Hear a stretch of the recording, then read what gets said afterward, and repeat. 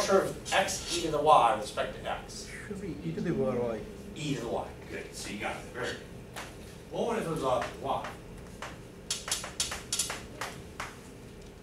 That's easy. That's easy. Yes. So everyone okay with that?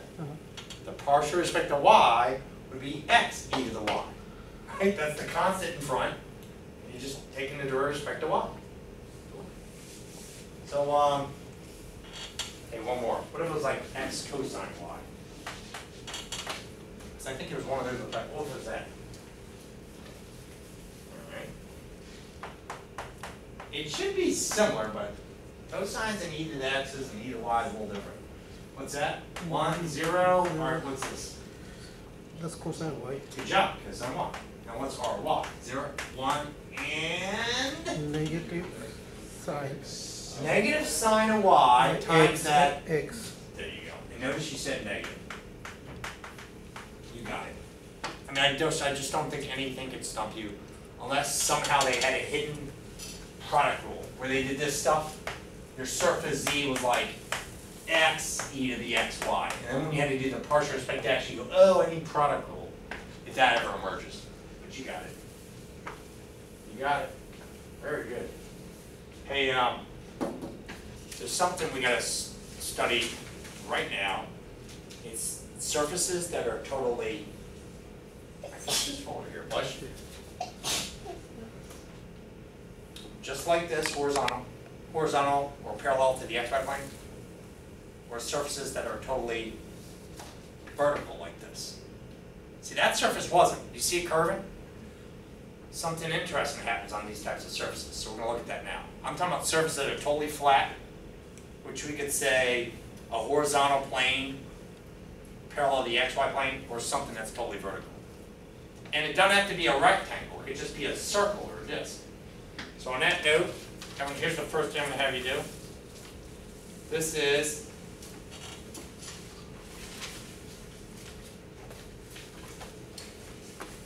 if you want to work along, you look at number 10. Here's the vector field.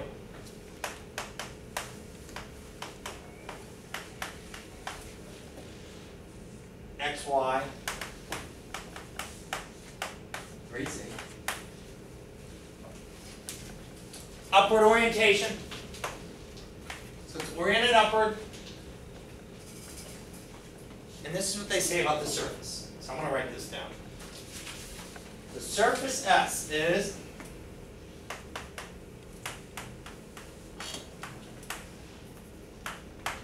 a horizontal.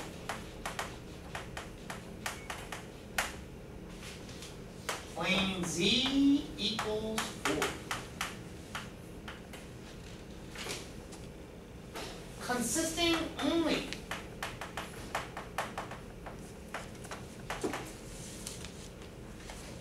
a disc.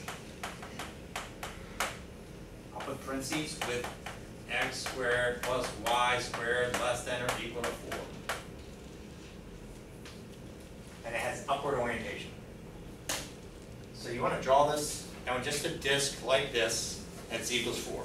That's our surface. Right? That's all we got. And the normal vectors will go upward. So what would that look like? Z-axis. Can we draw that? 1, 2, 3, 4. There's a circle. Anybody know the radius? Can I write this? 2. Excellent. X squared plus y squared equals r squared. They put the less than or equal to because we're talking about the disk. That would be r squared. So the radius of that disk is 2. Has everyone got that? But all the normal vectors will go upward. All right, up. I'm going to make a note, everyone. That radius equals 2. This is at z equal 4, right? Here's the z-axis, positive z-axis. You got it. Well, I hope you find this problem easier than the last one. The challenge is, how the heck do you parameterize it? How do we parameterize this? And in the end, you're going to find this probably a lot easier than the last surface that we just did. I got to parameterize that surface. You want to project it right onto the xy plane. Is that okay with that? I agree. So I'm gonna think, parameterize this. That's the biggest challenge I wouldn't, because I need this. So I can do that F of R or U comma S. So I'm gonna get this. I'm using X and Y because I'm projecting downward. Now, if the disk was like this, maybe I could project it onto the YZ point. I should label these. There's the Y-axis, there's the X-axis. So, can you help me with this? Ready? These are my only two letters. I can't have any Z's in here. X equals X. Y equals Y. What's this? 4. There you go. Look, isn't that interesting work? I just parameterized that surface. Now, it would go forever. You could think of a flat plane. But how do we restrict it to just a disk? That's going to happen right here. Students ask questions about that. They're like, really? Isn't that just going to go forever? Z equals 4? I go, yeah, certainly. But when we do the double integral, we're going to restrict it right there to a disk. You follow me? And you might even do polar coordinates if you want. True? But I don't know if you're going to use polar coordinates. You might have an easier way. Because this should make the problem a lot easier if it's totally horizontal. Okay, so radius 2, let's start it out. What's RX? 1, 0, what's that? Oh man, this moves fast. What's the next one? 0, 1, 0. This is what I'm talking about. This should be a lot easier. This should be an interesting normal vector that you are going to look at and go, yep, that makes sense. What do you get? What is Rx cross Ry? I'll let you do the cross product. 0, 0, 0. 0 times 0. Negative 0 times 0. That's not a 0 though. Does this make sense? It's a unit vector. A diagonal unit vector with a length of 1, right? Pointed upward. That is upward, right? Hey, can you simply tell me what if they said downward orientation? I would have just what? Negative. Yeah, negative 0, negative 0, negative 1, 0, 0, negative 1. Oh, that would point it downward. We get it. They said it oriented upward. So that's why on here they all are. They're all unit vectors. So hey, does that always happen on these flat surfaces? Yes. So you might rush to it and just go, oh, they're just going to be 0, 0, 1s. But if you have any bending like this, oh, a paraboloid, or what do we have earlier? We had the cylinder, the parabolic cylinder, and then the surface bends, then we're going to get something different. Cool. And you got it. So, let's try to find out what we get. Let's get the flux across that, and what do we get? Whoop, whoop. What's F composed of? R of UV. We're doing R of X and Y. And then you got to multiply, excuse me, do the dot product with Rx cross R. dA. I'm going to keep writing dA because you might find a quicker way to do this problem. So what's this? X, Y, 3Z. What gets substituted? Because I'm thinking maybe I'll project this right onto the XY plane. We're going to do everything in terms of that. So right here, hold up. What do I substitute for that Z?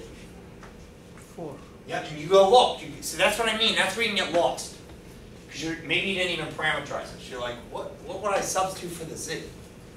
And you look and you go, oh, it's the 4. That's the Z component of my surface. Z was always 4. It was a constant 4. This is going where? Now you have the double integral of, what's X times 0 plus Y times 0 plus 3 times a, I gotta put a 4 there, right? So what's X, Y, 12 dot 0, 0, 1? I hope you find this problem easier than the last one. Just 12. Now do you have a fast shortcut for doing double integrals of constants? Because I can put the 12 out here. That means this is a 1. What's double integral of 1 find? Area. So if you want to bypass polar coordinates, which you all would do a great job with, use R, write r d theta, like the pirate. Isn't this just 12 times the area of the disk? Mhm. Yeah, so that's what I'm gonna do. What do you get? What's the disk radius? Pi radius squared. I'm not even doing calculus, just taking the area of this pi times 2 squared. You don't have to do this, by the way. I have students in the past, and they go, no, I just do double integral, thank you very much. Polar coordinates. What is that, 48 pi? Mhm. 48 pi.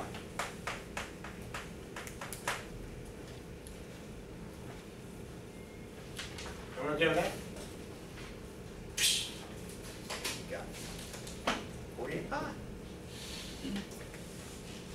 There's two more things we're going to do. And there's a reason behind this. I'm going with something. I'm going somewhere with all this. You just found a flux across that. And what was the flux? 48 pi. So I got to keep that across that top disk. It was, the flux was how much? 48 pi. Well now, can you get the flux across this next surface? And you'll see it, and there's an image here when it's a parabola. It's a parabola that opens up like this. I'll put it right here. Can you get the flux across this surface? But that means that top's not good. So when I'm going to remove the top now, is everyone okay with that? Because that's just an open surface. They call that an open surface. Like that's not closed up. I want the flux across this surface. They gave the equation. So I'll erase everything. So I got to erase everything. Get this. What is the surface? So here comes part 2. Same vector field though. So I got to get rid of all this math. I'll leave that though. Same vector field. And this time,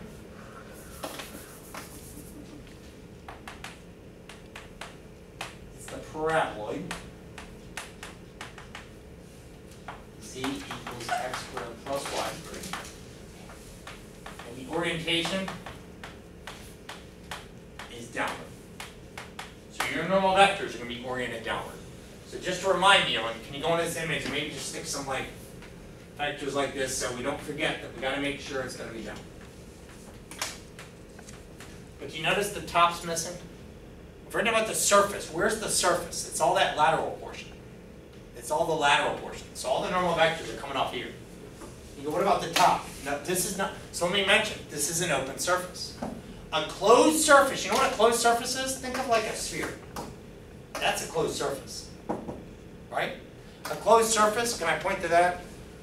We're talking about like all this and the top, everything all closed up. Where this, that's an open surface, so nothing coming off the top, so don't put anything off here.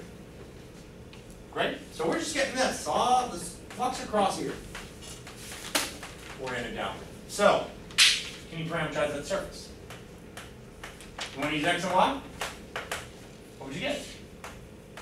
X equals x, y equals y, and what's the last component? Z. X squared plus y squared. Now what's our 1, 0, 2x? Someone okay with that? What's our y? 0, 1, and a 2y? What's the cross product? Rx cross ry. Because I keep doing Rx cross ry, I'm going to continue doing it. Unless we need to change it. What's the first component? 0 minus 2x. Middle component, negative 2y minus 0. What's this last component? So help me out. What should I use for my normal vector? You're the best. So when I'm making a note, we're going to use this normal vector. The one that goes in the opposite direction. 2x, 2y, negative 1. That's the secret to section 16.7. As long as you stay with the orientation, that means what? Downward. See, that means down. All the normal vectors will get pointed downward. Will they all look like this? Nah, some are going to look like that. Some are going to look like that. Coming off here, right? Look, they can be bent because it can be perpendicular at a tangent plane. Let's roll with it. Ready? Whoop, whoop. What's this? X, Y, 3z. And I'm done it with what? 2x, 2y, -1. dA. Well, what goes right here? X square plus y square. Way to go. This gets substituted there. But the x stays the x, the y stays the y. So now what do I have? X, y, x squared plus y squared. Dot product with 2x, 2y, and a -1. Shouldn't it be 3x square plus 3y square? Uh-oh, did I messed up? Yeah, you're the best. Thank you. He says there's a 3 there. So 3 times, I'll get the parentheses there, or you can substitute it right away. 3x squared plus 3y squared. Very good. And I'm still putting dA, right? I'm still going to write dA. Eventually I'll put dy dx or dx dy or go polar. What is that dot product?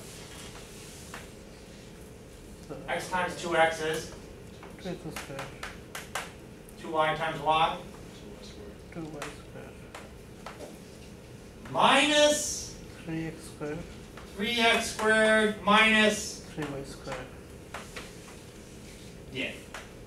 Any like terms in there? X square, y square, That's 2x squared minus 3x squared. negative x square. 2y squared minus 3y squared. Want to factor out the negative? Man, you all are awesome. Seriously, really good. Now, we have a decision to make. Where are my projections? Look at your surface. When we think about the projection, it's like, oh, the widest region ever encountered by that surface is a disk. So my projection will project this onto the xy plane. It's the widest, but where was it the widest?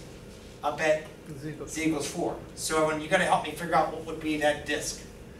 It's a disk where